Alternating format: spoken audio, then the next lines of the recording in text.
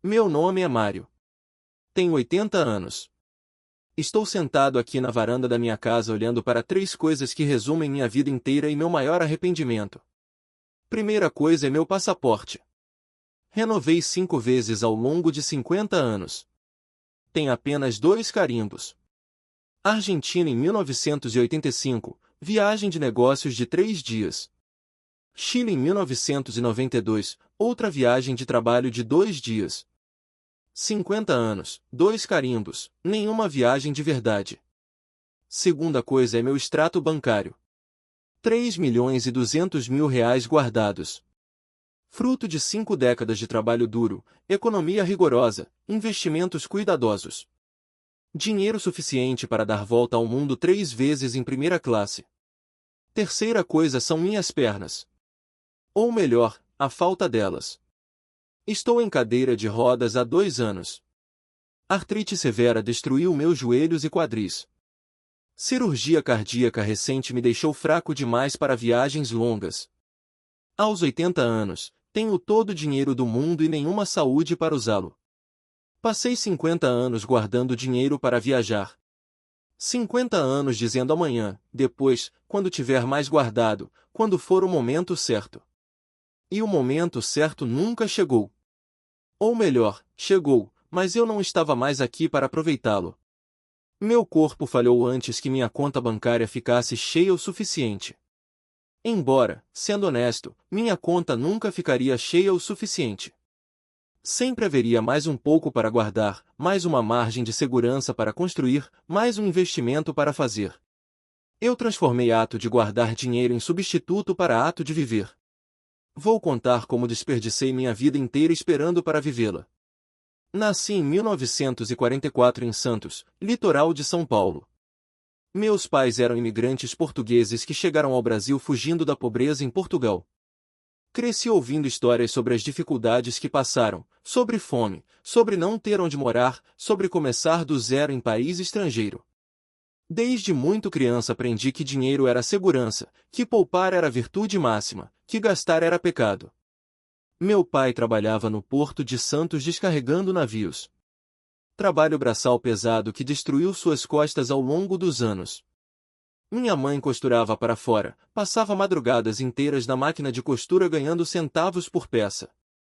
Vivíamos em casa pequena e simples, 3 cômodos para a família de 6 pessoas. Lembro que quando tinha uns 10 anos, vi fotografia em revista na banca de jornal. Era a Torre Eiffel em Paris iluminada à noite. Fiquei hipnotizado por aquela imagem. Perguntei ao meu pai se algum dia poderíamos conhecer Paris. Ele riu amargo e disse que gente como nós não viajava para Paris, que isso era coisa de gente rica, que nós tínhamos que trabalhar duro só para colocar comida na mesa. Mas aquela foto ficou gravada na minha mente. Eu cortei ela da revista quando ninguém estava olhando e guardei dentro do meu caderno escolar. Todas as noites antes de dormir eu olhava para aquela foto e prometia a mim mesmo que um dia, quando crescesse, quando tivesse dinheiro, eu iria para Paris. Eu ia ver aquela torre com meus próprios olhos. Cresci pobre mas estudioso. Era bom aluno. Meus professores diziam que eu tinha futuro. Me formei no colegial em 1962. Queria fazer faculdade mas não tínhamos dinheiro. Então arrumei emprego como contínuo em banco. Começava de baixo mas era emprego com futuro, com estabilidade. Meu pai ficou orgulhoso. Emprego em banco era respeitável, tinha benefícios, tinha futuro. Comecei ganhando muito pouco mas eu guardava tudo o que podia. Morava com meus pais, não gastava com nada além do absolutamente necessário. Cada centavo guardado era centavo mais perto de Paris, mais perto da Torre Eiffel, mais perto de realizar meu sonho de criança. Trabalhei duro no banco. Fui promovido para a caixa depois de 2 anos. Depois para escriturário. Depois para assistente administrativo. Cada promoção vinha com aumento pequeno de salário. E cada centavo a mais eu guardava. Abri caderneta de poupança em 1965. Lembro de olhar para aquele primeiro depósito de 200 cruzeiros antigos e pensar que estava começando meu fundo de viagem. Calculei que se guardasse religiosamente, em 10 anos teria dinheiro suficiente para viajar para a Europa por 3 meses. 10 anos parecia tempo longo, mas eu era jovem, tinha 21 anos, tinha a vida inteira pela frente. Podia esperar 10 anos. Conheci Lucy em 1967. Ela era nova caixa no banco. Bonita, simpática, trabalhadora. Começamos a namorar. Ela também vinha de família humilde, também valorizava economia e estabilidade.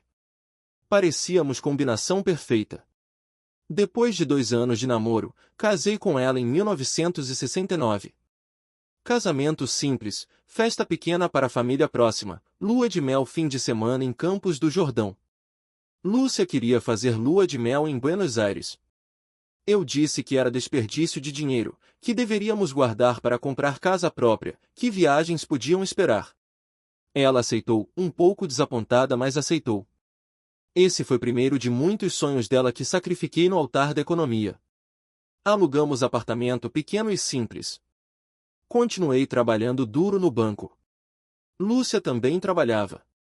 Juntávamos nossos salários e guardávamos tudo o que podíamos. Em 1973 nasceu nosso primeiro filho, Paulo. 2 anos depois veio Beatriz. Agora não éramos mais só nós dois. Tínhamos responsabilidades reais. Crianças para criar, educar, vestir, alimentar. Não podia mais pensar em viajar. Precisava focar em garantir o futuro dos meus filhos. As fotos de Paris que guardava há anos foram para fundo de gaveta. Viagem para a Europa foi adiada indefinidamente. Mas não abandonada. Apenas adiada. Assim que as crianças crescessem, assim que estivessem encaminhadas, então eu e Lúcia viajaríamos. Tínhamos vida inteira pela frente. Os anos 70 e 80 passaram em névoa de trabalho e responsabilidades. Eu subia devagar, mas constantemente no banco. Gerente de agência aos 40 anos. Salário melhor, benefícios melhores, mas também mais responsabilidades, mais horas de trabalho. Chegava em casa cansado demais para fazer qualquer coisa além de jantar e dormir. Fins de semana eram para resolver pendências da casa, fazer compras, levar crianças em compromissos.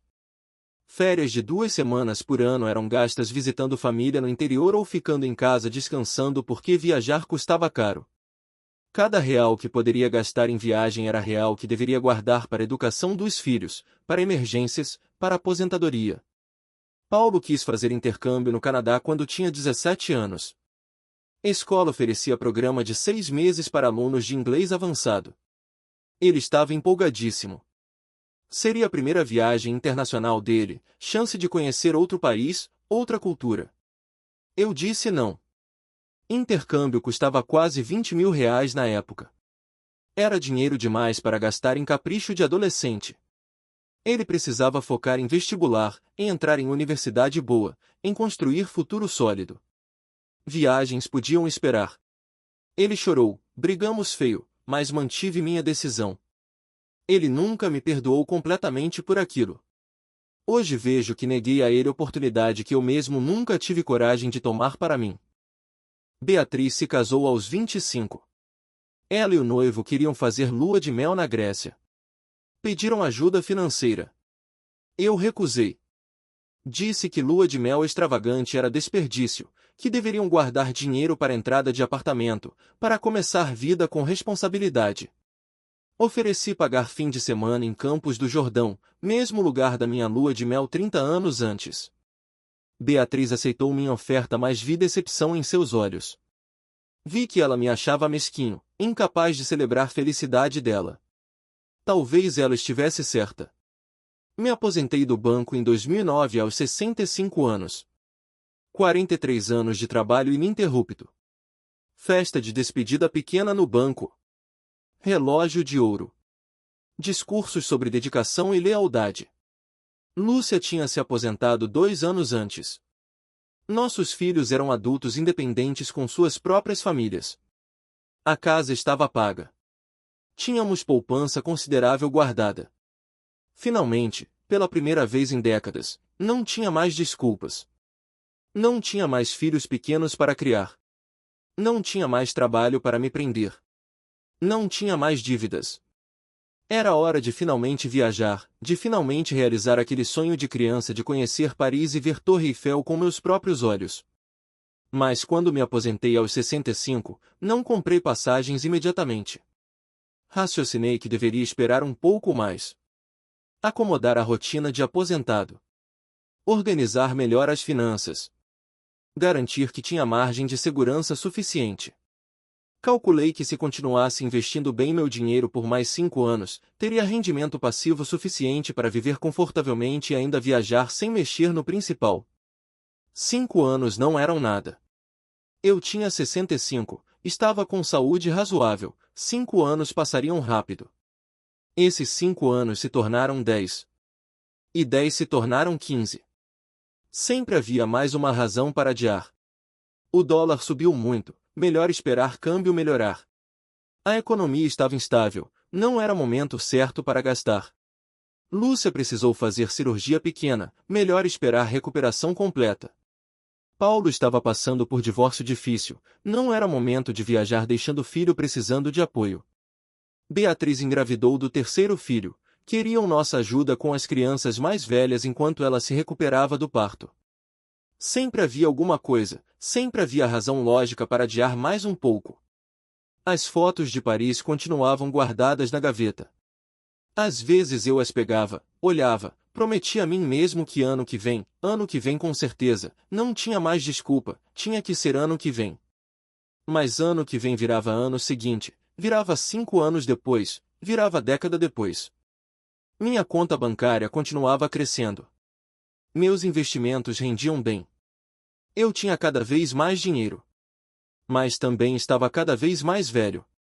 Meu corpo começava a mostrar sinais de desgaste que eu ignorava porque eram inconvenientes, porque significavam admitir que tempo estava passando. Lúcia começou a cobrar as viagens com mais insistência quando passou dos 70. Ela dizia que não éramos mais jovens, que precisávamos aproveitar enquanto tínhamos saúde, que dinheiro não levamos para túmulo. Eu concordava vagamente, mas sempre encontrava desculpas. Acabei convencendo ela a fazer cruzeiro pequeno pela costa brasileira em 2017.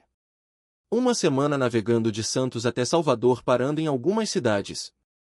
Cruzeiro para idosos, tudo organizado, confortável, seguro. Custou R$ 12.000. Senti dor física ao pagar aquele valor. R$ 12.000 que poderiam estar rendendo na poupança. O cruzeiro foi agradável, mas vazio. Não era aventura. Não era descoberta. Era turismo processado, embalado, sem alma. Não era Paris.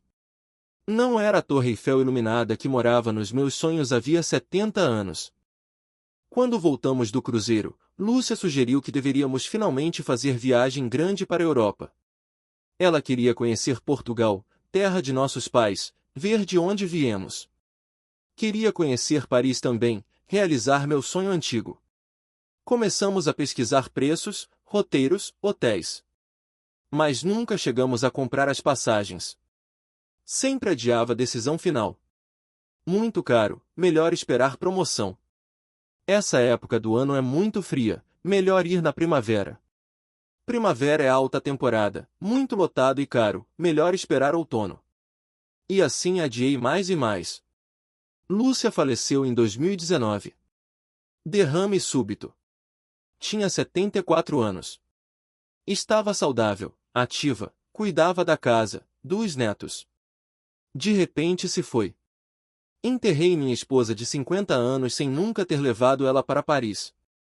Sem nunca ter mostrado a ela Portugal dos nossos pais.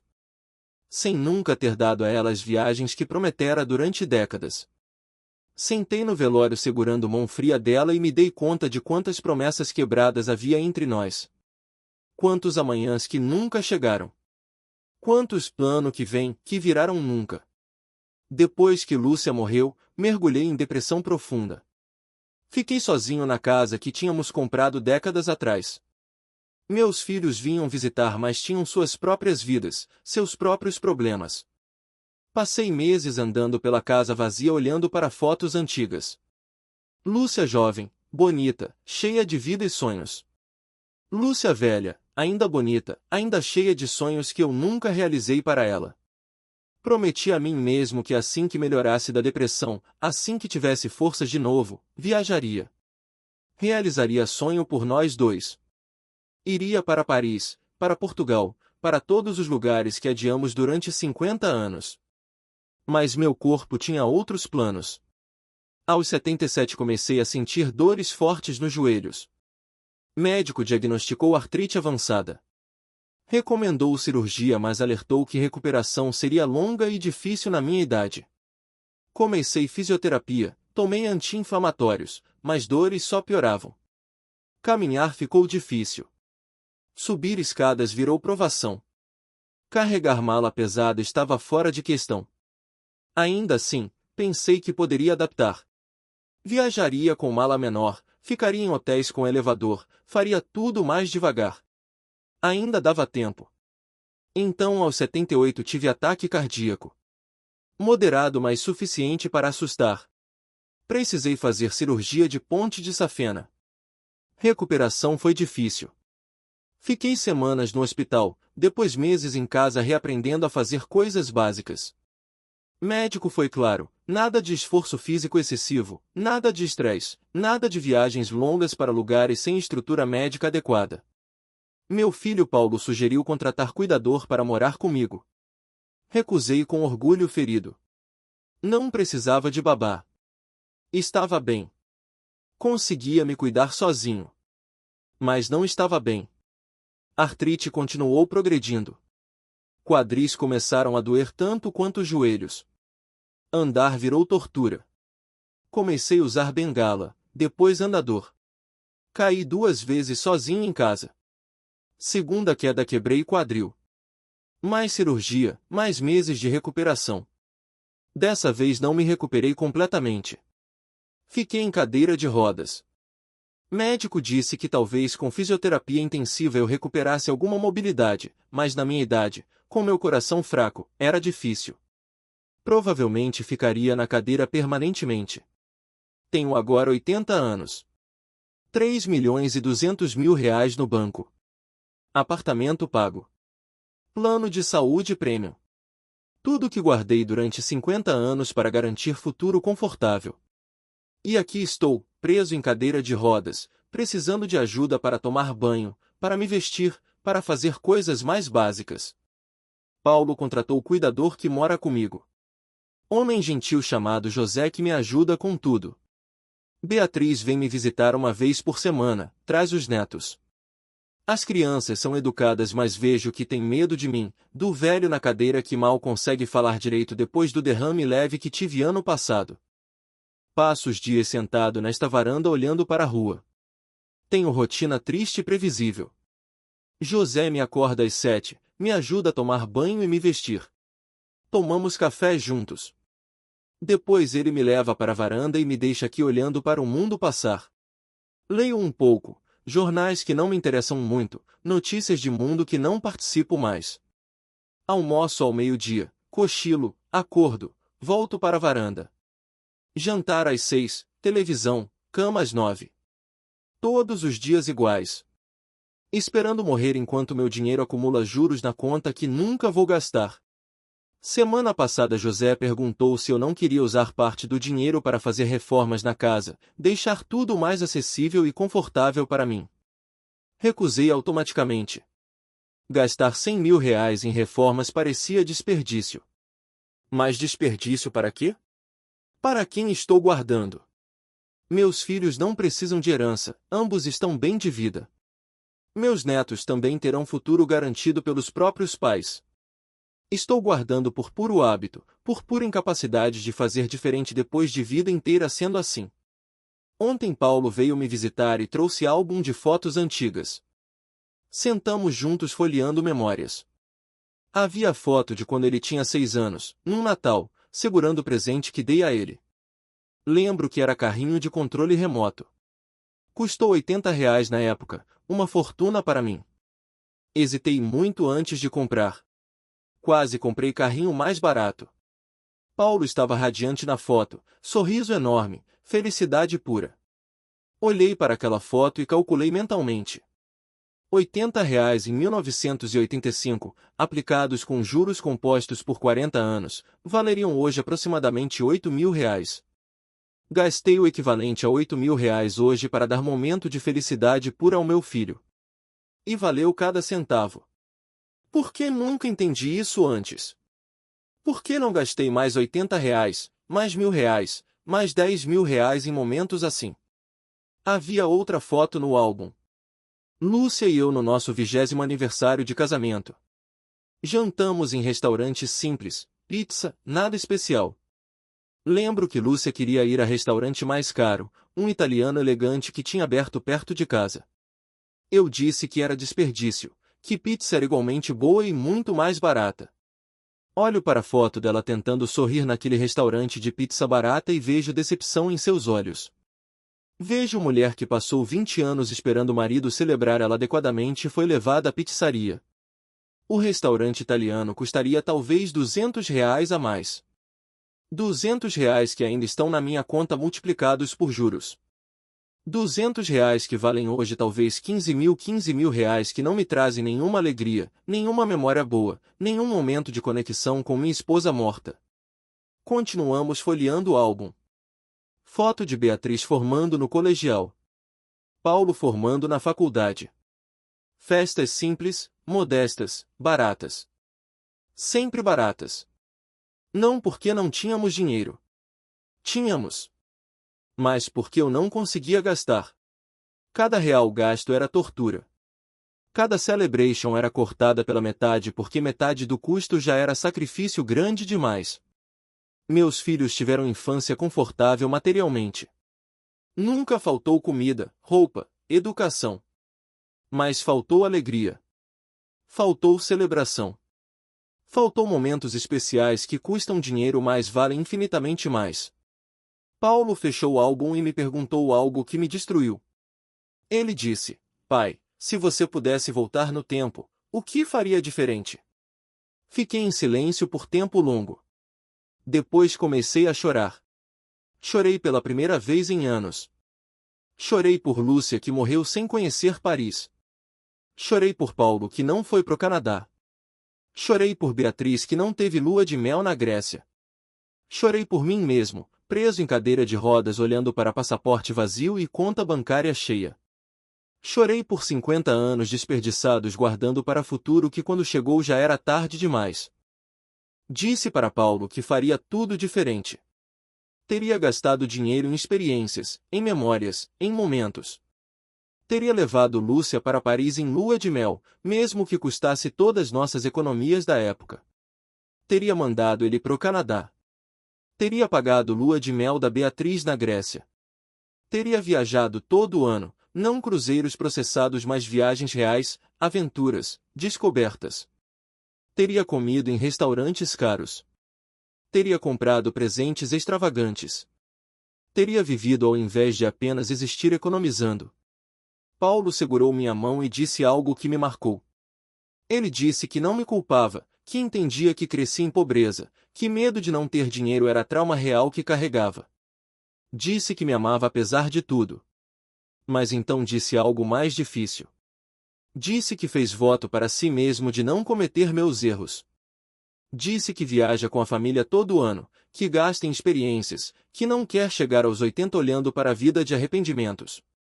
Disse que prefere morrer pobre aos 90 tendo vivido plenamente do que morrer rico aos 80 como eu, cheio de dinheiro e vazio de memórias.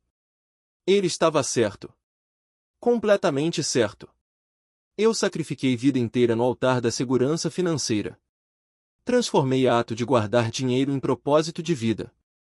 Números na conta bancária viraram medida de sucesso. Mas números não te abraçam quando estás sozinho.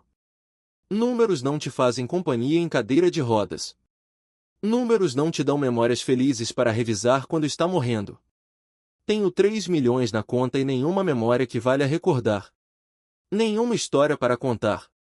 Nenhum momento de alegria genuína comprando experiência que custou caro mas valeu cada centavo. Fico imaginando vida alternativa. Se aos 25, quando casei com Lúcia, tivéssemos gasto todas nossas economias em lua de mel em Buenos Aires como ela queria.